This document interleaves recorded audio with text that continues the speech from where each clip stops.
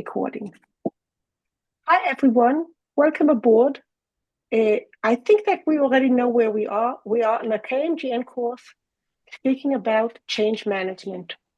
Now, we had several sessions up till now regarding change management, and I want to frame them because each one had a different angle, a different perspective. If I'm looking at what we spoke about 2 weeks ago, the idea was that, first of all, before you go and plan how to look at a change, whatever change it is, you have to understand the situation. You have to understand if you're in a simple situation, a complicated one, a complex one, or one that is chaotic. And if it's chaotic one, you should use special, non-linear, non-direct actions. However, I would suggest that when we speak about knowledge management, most of the change management journeys are not in a chaotic situation. So while it was true that it's important to understand this and to manage the knowledge for the change, whatever change it is, differently, depending on the situation, when we want to have a change management initiative that has to deal with changing habits of work and changing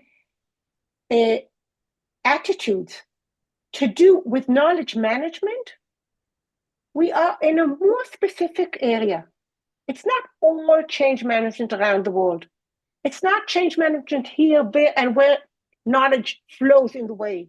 It's not how we, as knowledge managers, help change management proceed, but it is how can we use the methodologies and methods of change management for our use as knowledge managers when we want to, and that may be the time that I should share my screen.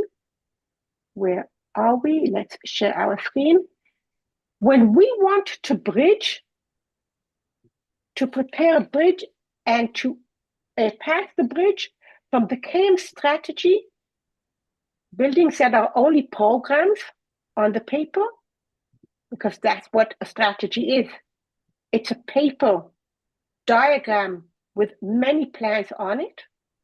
And reality, as you can see on the right hand, a full city where people are already walking, living, visiting, etc. So we are now not speaking about change management in general and saying, okay, in every change management initiative, we have knowledge, like we spoke about 2 weeks ago. We are speaking about our specific change management journey, bridging our KM strategies that we spoke about 7 weeks at the beginning of the course with our reality where people use our portals, debrief, use lessons learned databases, come to communities of practice, help one another, brainstorm together, and run any other KM process that we intend that we have designed as part of our plan. So I'm shifting the discussion from change management in general, where we always have knowledge, to our change management initiative when we want to bridge in our journey from programs, from planning to reality. Last week, Sean was speaking, I would say, about the leaves. He was looking at each message because at the end of the day, if you break it down to pieces and pieces and sub-pieces and sub-pieces, at the end of the day, it's messaging. And he said his main message was that the best messages are stories. However, it's like leaves in the woods. It's not enough to have these leaves and say, yes, a lot of these messages would be stories, and using stories would help people receive the message and agree with it, and maybe even decide to walk that way. We need more than that. We need more than good ideas on how these messages, how these pieces should look. I want to speak about a bigger framework. So what I want to speak about today is a bigger framework. But before I start, and before we go into the details, I want to ask you, why do you think or sense that change management is so challenging?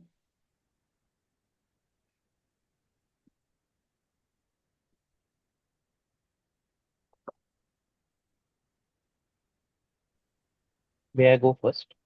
Please do. One of the reasons I believe is because it is in our minds, our strategy, our goals are in our minds. We plan to go across that bridge to take it in somewhere else, but we actually have to work with the people, the structures, etc. around and align everyone towards crossing that bridge, towards the goals that we want to achieve. And that is difficult because each one will have their own agendas, each one has their own preconditions, their preconceived notions of how things work. So you need to actually sort of shepherd people into a direction you want to take them into, and they need to then take it forward. Wonderful. Sorry. So what would if I didn't think about it, but it's a wonderful addition to my thoughts, is that we have one bridge, but it has to fit many people in different conditions with different needs and with different agendas. Thank you so much. More ideas?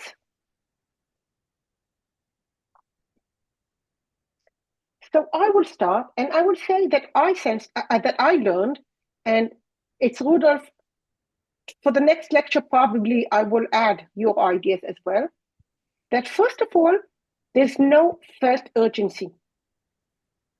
Even if people think that they want to change, when we speak about change management, they always say, okay, we will change, but we'll do it tomorrow.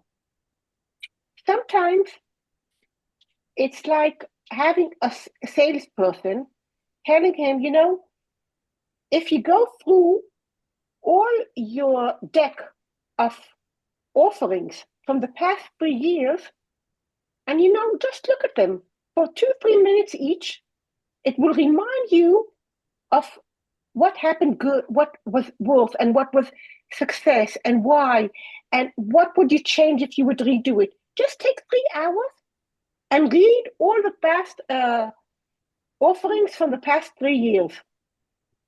I'm sure that he would say, it's a wonderful idea, but today I don't have time. I'll start this with next offering. Now I'm in a hurry. So the sense of urgency many times is missing in change management at all. We learned that from John Kotter, who wrote a wonderful book on it, and I won't open it now. But this sense of not being urgent, but this is something that is nice to have, is very typical for knowledge management initiatives. Because in knowledge management, we are always, instead of asking someone nearby, instead of guessing, instead of being intuitive, there's a formal, systematic, better way, but next time. So that would be one reason. The second reason, specifically when I'm speaking about KM, I didn't go to the general reasons, but for us as knowledge management initiatives, we are dealing with a discipline that can't be held in our hands, non-tangible. The value is not visible. And therefore, change is more challenging. Yes, but. Now, this is something that happens wherever we are, not only with KM. habits outperform intentions. I'll say that I always want to eat a bit less, but yet I take the extra bite. I'll say that even, and it's something that I want, not that I have a different agenda than myself. That is my agenda, and yet my habit says, okay, I want it, but I want more something else. When I speak about habits, I'm used to drive using a specific route. Even if I know that there's a different route that is better, that is easier, that has less traffic, I'm so used to using the same route that it will take me a lot of energy to stop driving in the same way I was used to. Every time I say, oh, I wanted to take that route. But the habit outperforms intentions. And last but not least, but our ownership of the knowledge is not exactly that easy. So who manages this change? But I didn't come to cry with you today. I came to offer solutions and ideas how to do it better. And the first thing I want to say is that we need a framework. We cannot stay only with good messages, wonderful techniques, endless storytelling. We need a framework that will move us from here to there. And in the modern world, project management-oriented frameworks are those that actually work. We know how to work in with projects. When we have a start, a journey, and an end. And I would say that when I run such change management programs in KM, it looks like this, but it doesn't look like this, because it is a endless cycle of starting, performing, having some end, not the real big end, reviewing, adapting, expanding, and again and again and again. Short cycles that step by step enlarge the change, make it wider or deeper or more profound, so that people walk that way. Think that way and walk that way. Because we're always working on the mindset and we're working on the actions. 2 levels together. So those who now want to leave this lecture and say, okay, this is the first message that was important for me, that people take. It's not only storytelling. Let's take a full set of storytelling. Next week, we're bringing some wonderful lady, Mary Lynn, based on a book that I read. And she has there, she calls it strategies, but I'll say she and her colleague that wrote together the book have there over 70 tactics. Storytelling would be one of them that can help change management. But these are all leaves. We are now speaking about the framework. So let us speak about the start, about the performing, and about the ending.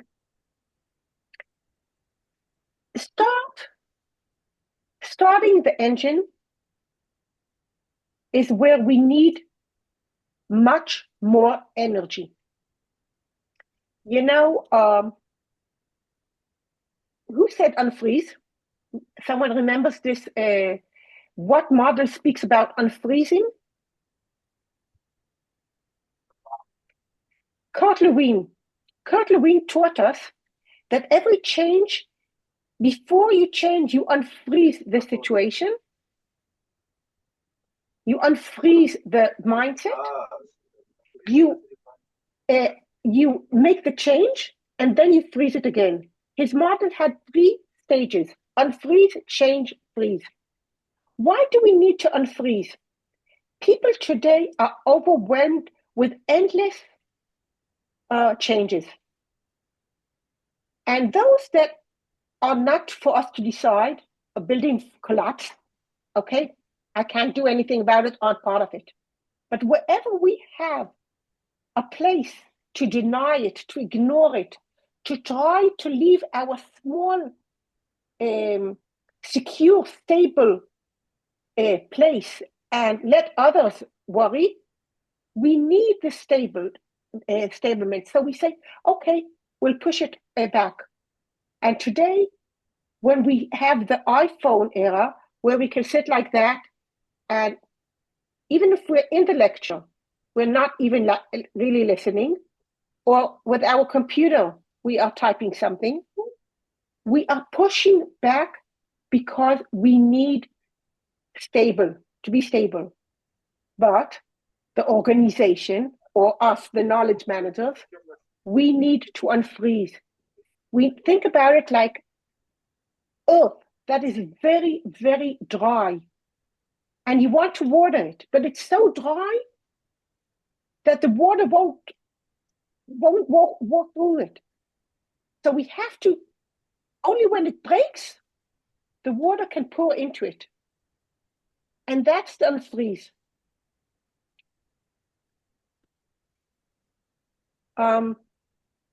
The second thing would be what we all know. And that goes with Rudy's statement. What's in it for me? People come with different agendas. And they come from different states. And they have to understand, and we have to see to that they know that we're doing something that's not only good for the organization, good for the division, good for the department, it's also going to help them specifically. So that is challenging because it is some conflict, because we are coming with the to contribute to the organization, to the department, and not always it is exactly the same, like each one in his role. And the third part has to do with John Cotter's model, speaking about sense of urgency. John Cotter, who's one of the gurus of knowledge management, of change management, defined 8 steps that organizations take to manage a change. And he said, no, it's not really linear. It's more cyclic, because you start, you go back, you start again, you go back, you go on, you go back again and again. And even though he was a very famous a guru in change management, and 500 Fortune companies were working with him, he saw the statistics that year after year, or every second year, McKinsey would run a survey, and then again and again, every second year, they would say 70% of the change initiatives fail fail. So we went to check it also in the organizations, in the 500 Fortune companies that work with his model, with the 8 steps. And he found that also he had over 253 companies that answered this survey from these 500 companies. And he asked them, where are they stuck in these 8 steps? And the answer was astonishing. It was in step number 1, in understanding the sense of urgency. And he wrote a wonderful book on it. Many of the things that I will be speaking about today, there are books that relate to it. And in kmrom.com, a website, you can find the summaries. Sense of urgency. Now, I want to relate to another book that I will be speaking about later on, of the Heath brothers. And they say a sentence that, I'll say, struck me, that it sits on me. They say that starting a change is like coming to an elephant that is sitting down, making him stand up and start moving. Now try imagining it. You are in front of an elephant Think how big he is. She is, maybe it's an elephant girl. How big it is. And you come into it and you're trying to push it. You're trying to pick it up. You're trying to make it stand up and start walking. That is the energy we need when we start to run a project of change management.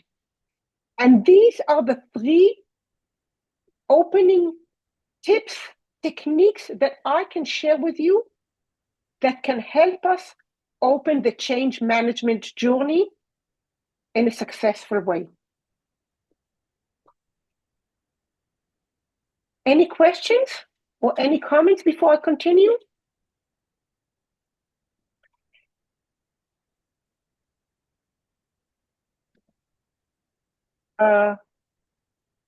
Okay, let us continue.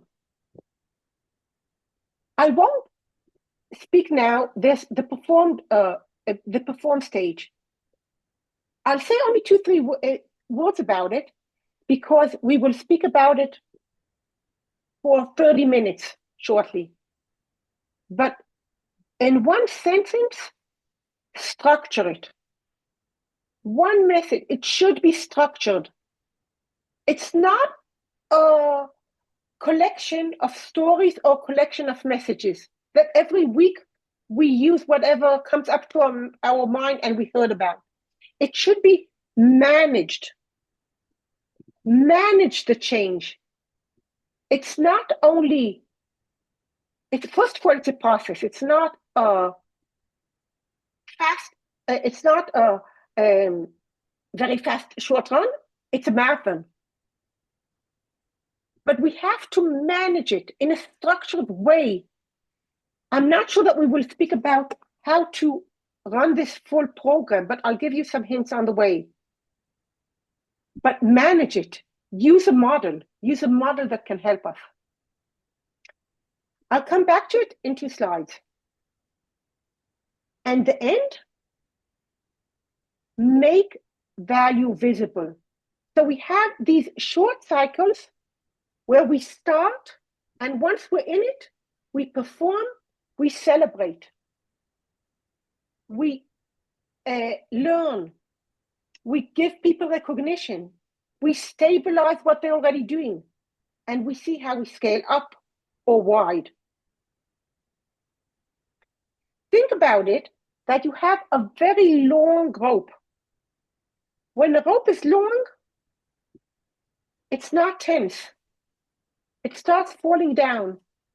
That's what happens when change management programs are long.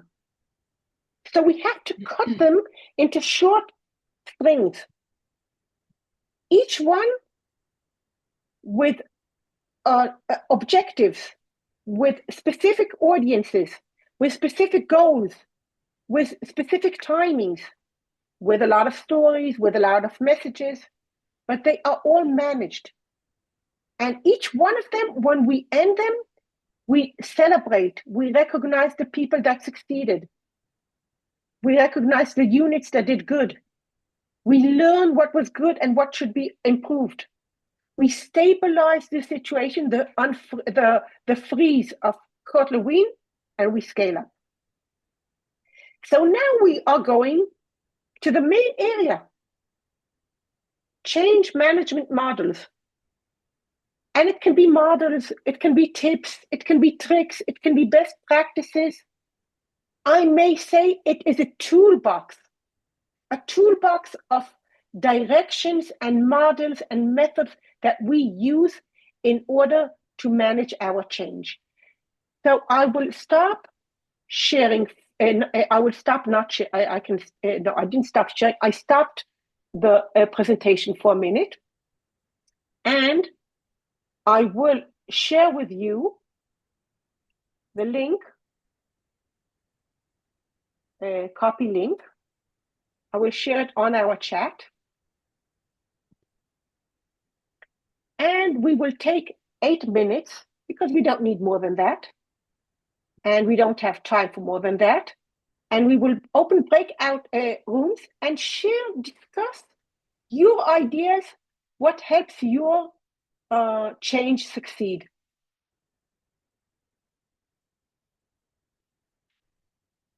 Here we go.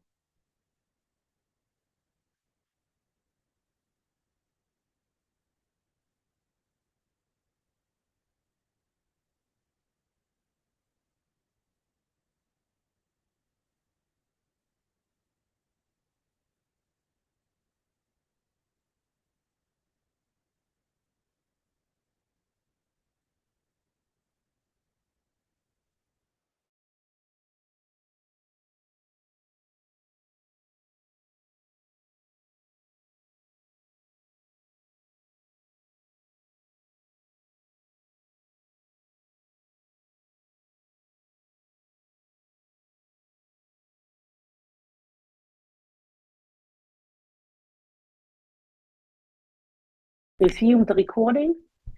Okay, if I'm looking at what you've been writing, first of all, wonderful ideas. You've shared, many of you have shared Carter and ADKAR and the 7S and Agile. Agile is a framework we spoke about, the short cycles, and failing fast. That would be the way to run. It's connecting because it's okay to experiment, but fail, learn from it, and continue on with them. Pilot testing, bottom up, top down, the importance of senior leadership. All of these are good ideas that actually can help us. I want to share some of my main components that help my that consist of my toolbox.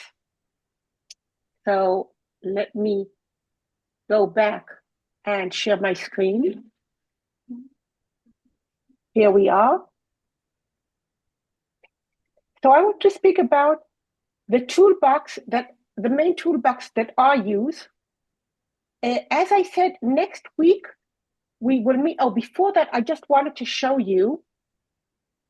We were speaking about some of the ideas here. So if I look in the CAMROM.com database and look for Carter, I will find also the book of the ice book that is melting. That is a wonderful, acute idea how to very easily share the model of the sense of urgency. But the main book would be, of course, I think, is Sense of Urgency. There are additional books that he wrote. He wrote a nice series of books, but this explains here are the 8 steps and how everyone, almost more than half, gets stuck on step number 1. So you can read much more details. Moria, 1 second. May I request everyone, please mute yourself so that only Moria can speak. Maybe it's me, but I'm getting some background disturbance. Oh, it's great to delete. Okay. So thank you, Rudolf, and let us continue. Also, some of you were speaking about ADKAR. So also you can find here, if you want to read more details about ADKAR, it's better in English, using English fonts. If we look for ADKAR, we can find, I want to find his book. I don't know why I don't see it, but there is the book of Jeff Hyatt. Let's see if I find it. I can send it to you. Book review here. Change Management Book Review. He just has a new offering. And it explains the idea of ADKAR here. But ADKAR was part of Jeff Hyatt's methodology, and that's why you can find it only as part of his book and not the name of the book itself. We will see later on additional books, and again, you can find the book reviews as much as you want. But I want to speak about 3 specific models that I use more as part of my toolbox. And I'll say the truth, I never use one of them only. I mainly combine them based on the context and the needs specifically of the cycle I am working on.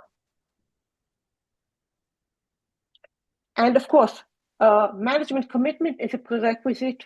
We can't without it. So my three favorite models would be ADKAR, switch, and nudge. How many times did we see ADKAR in our table? Let's look. How many times did we have here ADKAR? We had ADKAR.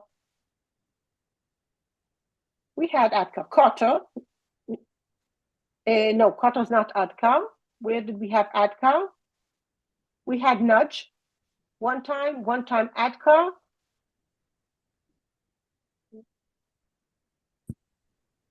Okay, we had 1 and 1. Team 2 had ADKAR. Team 2. Warrior. Team 2 yes, had I put ADKAR. it got very here. small. Wonderful. I had to put all so let's say we had twice or 3 times. Thank you, Alison.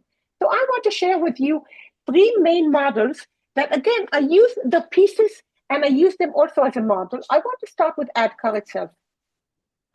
So this is the original book, even though now it has a nicer cover, How to Implement Successful Change in Our Personal Lives and Professional Careers. By the way, when Jeff Hyatt developed the model of ADKAR, he used it to explain how and why people resist to change. He looked at it on the personal level, and we use it on an organization level. So to those who are not aware of it, this is a wonderful model because it's the only model that we can really use in some engineered, structured way. And it says that mainly people don't comply with our changes because one or more of these 5 reasons. Maybe they're not aware of what we want to do. Maybe they are, but they don't want to do it. There are all kinds of reasons why they won't be willing to do it. What's in it for me is part of the answer for this. Maybe they don't have the knowledge what they should do. I want to be a big manager, but what should I do in order to be there? Or I want to have better performance, but I don't know where I can find past lessons that can help me. Maybe they do know in their heads, but not in their fingertips. Ability is the gap between what I logically know in my brain and how I know how to perform. I don't know how to perform. I'm finding it difficult. I know what the steps I should take, but I don't know how to take them actually. And reinforce is, I do know, but I'm drawn by my habit, so I'm doing again and again and again what I was used to. If I want to give you one big tip, this is how I build my work plan. I look in any specific cycle, who's my audience, not who's my stakeholders, but who's my main audience that have to change here. And then I ask, okay, what is my objective? What would be the end state of these people, of this audience, 1 group, 2 groups, at the end of this cycle? And then I ask myself, among these 5, what would be the 1 or 2 most significant barriers taking us back? I'll give you an example in a minute. And then I'll ask myself, okay, what should I do? For example, I'm now building a very wonderful internet. And in the first stage, and it can change from stage to stage, at the first stage, I have 2 groups, let me say.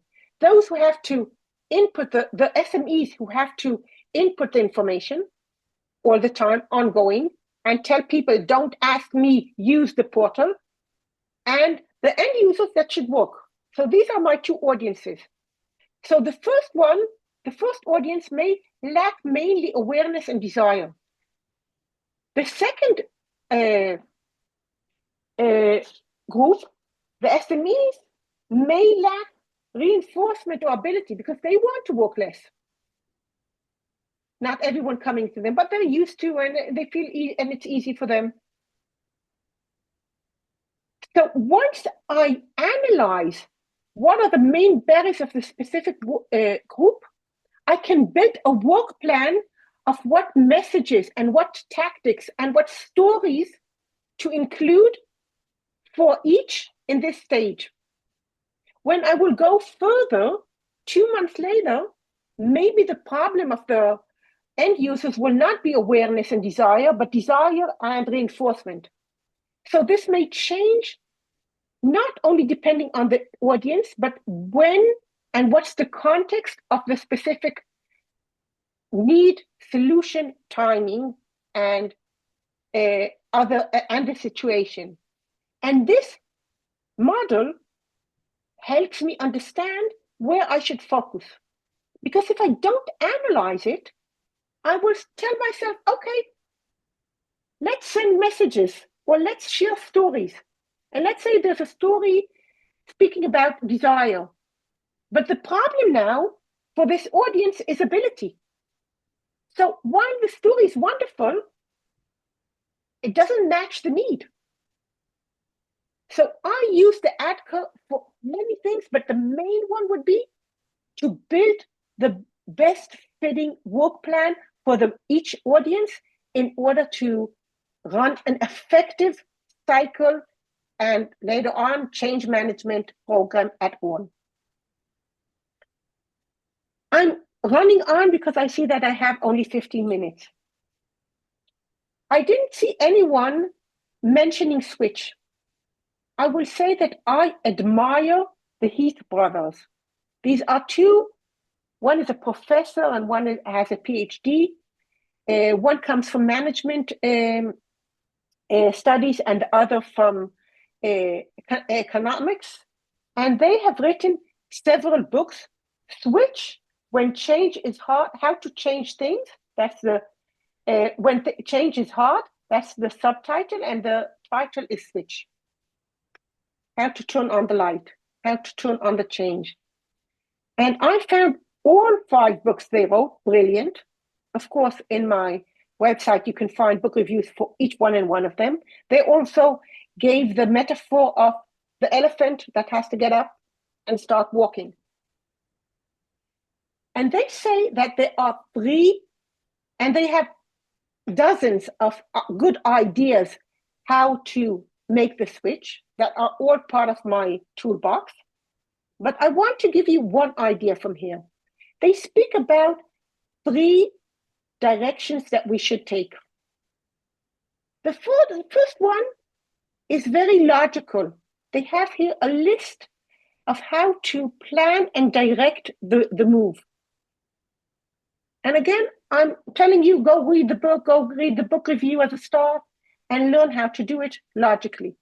Next week, when you hear Marilyn's ideas, categorize them as the logical ones, the ones that help us direct the rider. And I won't explain why this metaphor. The second have to do with the emotional part, emotional component, how to motivate our elephant. We remember he has to get up and start moving. And they give here a lot of ideas and tactics how to motivate the people in order not only to stop walking, but also to perform the change. So again, next week, when you hear Marilyn, please categorize these not only into the logical group, but also into the emotional group. Same thing goes with the storytelling. If you have good stories, categorize them in these 2 categories. However, and that's what's surprising, and that's my message that I wanted to share with you here, they have a third channel, a third direction that they take. And that is surprising because logical, emotional, rational, emotional, what goes in between? Anyone knows?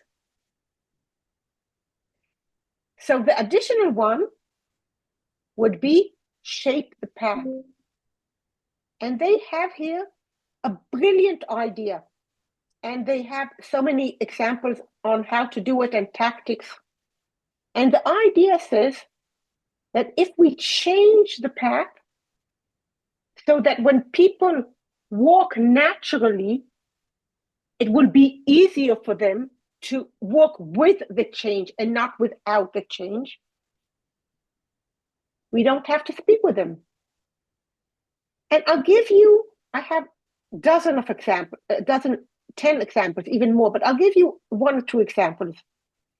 Let's say that they share with us a story about a chain of hospitals where 2% of the death in these hospitals happened because of people who got wrong medicine in the hospital itself. Now, this is a very sensational fact and a very bad fact. And they asked, it wasn't 2%, I missed the number, but it was some percentage that was very significant. And they asked themselves, and that's where the 2% come in, they said 98% of the time, the nurses are providing the drugs, the medicine, just as required. And only 2% of the time, there are problems that cause death. So maybe there are problems, and some of these problems turn into death. Some of them, of course, are only additional illness or something that can be solved elsewhere. Now, this is a very difficult change to handle because 98% of the time, nurses are performing wonderfully. So they start analyzing it, and they find that the reason is that 2% of the time, why do the nurses change their habit? Because in the middle of the process of giving medicine, or the doctors called them and said, I need something from you, or the patients called them and said, oh, I need you urgently. Who is it easier to change? Patients that change every week, or doctors that don't change at all, but are God? So what they do in this chain of hospitals is that they give the nurses a new uniform with these very uniform only for when they're giving drugs, and it has a big sign, a big title on it. I'm now providing drugs. Don't speak with me. It's supposed to be 6 months. After 4 months, they stop the experiment because the nurses are so upset because they hate the uniform. It's not nice and it's not comfortable. But a minute before they stop the experiment and say that it's a failure, they check the statistics and they see that it has changed dramatically. The number of deaths has dropped down. No doctor, no patient were informed anything, but they changed the path. Now, if we can change the path by changing the forms, by changing the default work, by closing routes to work that are other by the change, that's the best situation. That's the best solution we can find. And there are solutions that we can. But I wanted to give you a juicy story connecting to Sean from last week so that you remember this idea. I'm continuing on because I have several slides yet to go. And I want to share with you a third model. And again here, within these 3 paths of direct the rider, motivate the elephant, the rational, the emotional, and the shaping one, there are many sub-ideas that can be used one by one. And go read the book, and not only this book, go read all the books, and I get no commission. Don't be confused. The last model, I think someone spoke about, one group spoke about nudge. Which team spoke about nudge? One? Two. Two. Allison's group. Allison, you are the winning group today, winning team. It's funny that they also here use the metaphor of an elephant. And the metaphor that they use here is the opposite. You can look here and you can see the mother elephant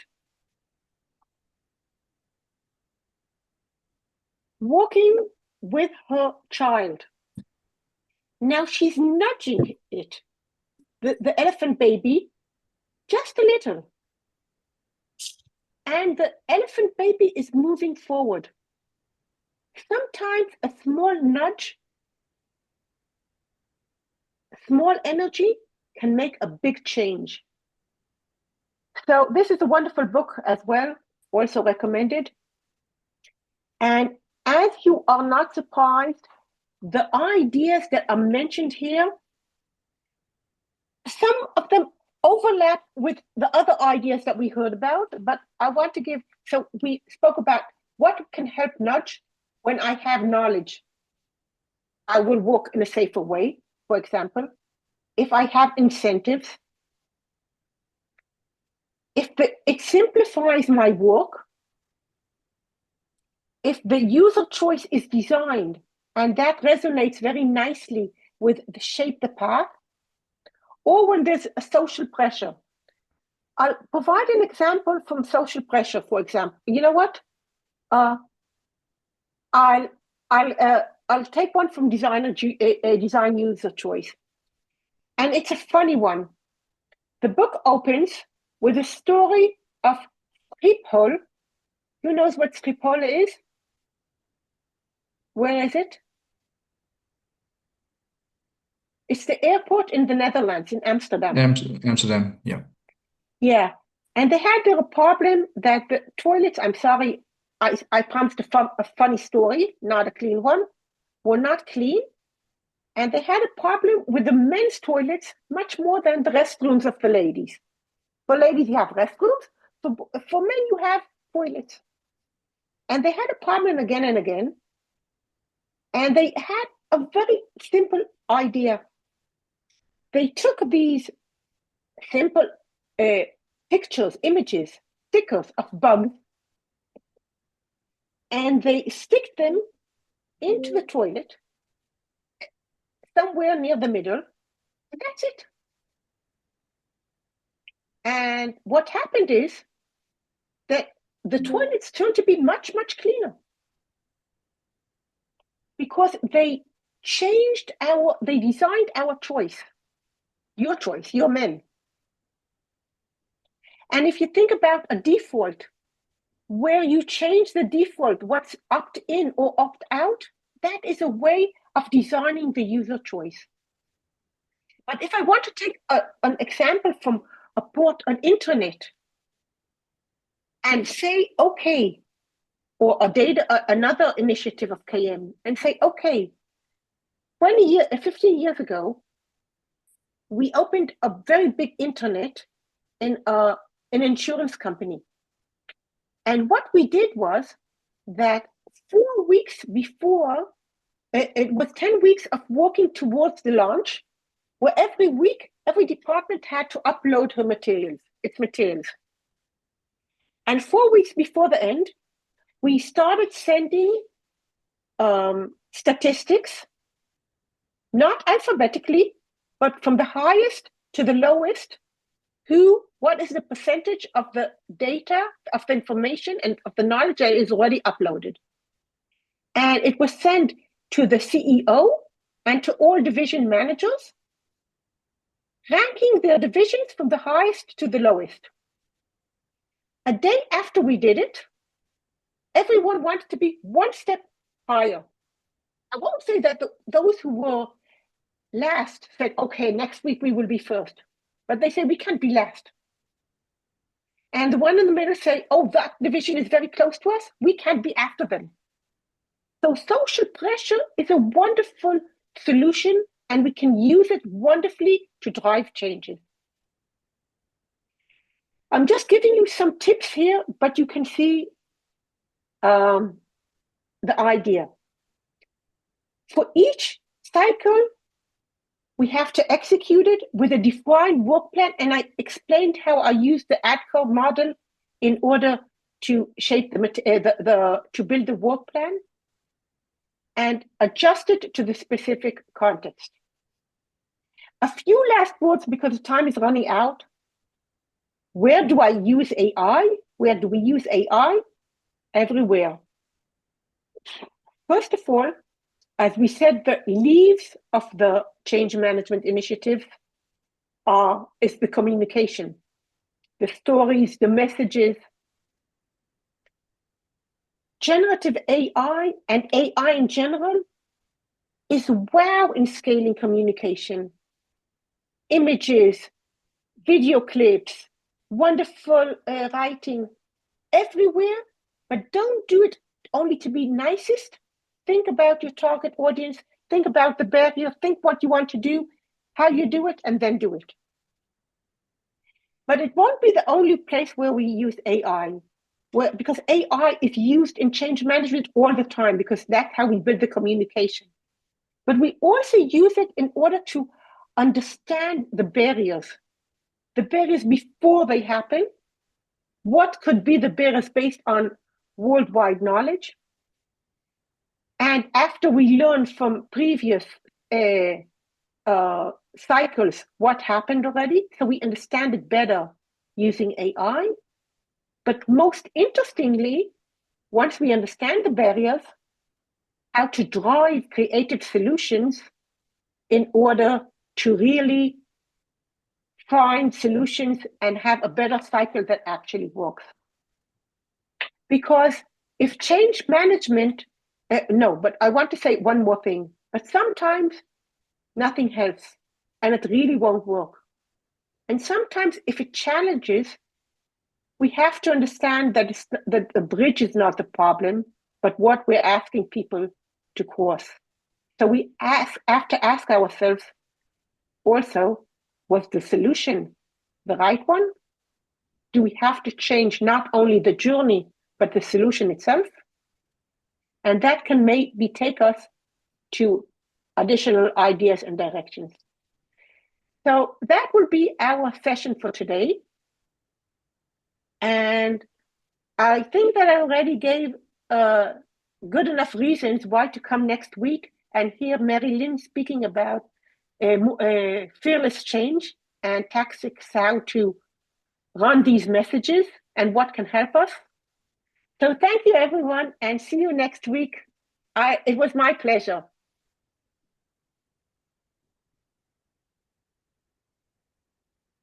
Thanks, Maura. Bye. Thank you, and bye, everyone. Thank you, Moria.